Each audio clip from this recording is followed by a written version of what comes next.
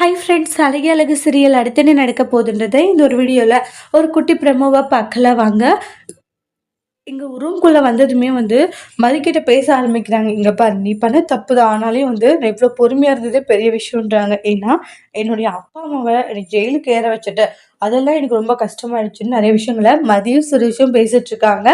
அதுக்கப்புறமா, ஏங்க என்னங்க இது, சுரேஷ் இது மாதிரி உள்ளார அமுச்சு வச்சிருக்கீங்க, ஏற்கனவே ஏகப்பட்ட பிரச்சனை போயிட்டு இருக்கு, இதுல இது வேற எதுக்குங்கன்றாங்க. என்ன எதுக்கு? இங்க பாரு, அதெல்லாம் ஒன்றும் ஆகாது சரியா, சும்மா எதுக்கு எடுத்தாலே பயந்துக்கிட்டே இருக்காது ரேவதின்றாங்க.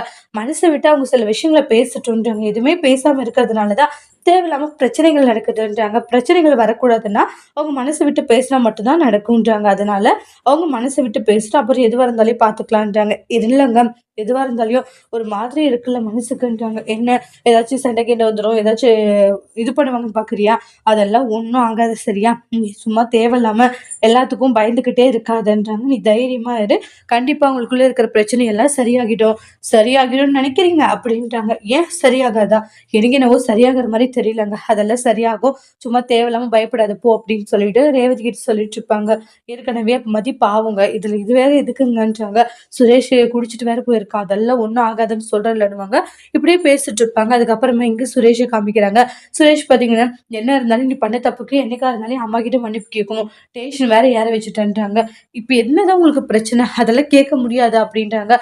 கேட்க முடியாதான்ட்டு கிட்ட கிட்ட போகவும் உடனே மதி பாத்தீங்கன்னா கோவப்பட்டு, நீங்க ரொம்ப தப்பா இது பண்ணிட்டு இருக்கீங்க, ஒழுங்கா எப்படி இருக்குமோ அப்படி இருங்கன்னு சண்டை போடுறாங்க. அதோட இந்த பிழமும் முடிச்சிருக்காங்க. தேங்க்யூ.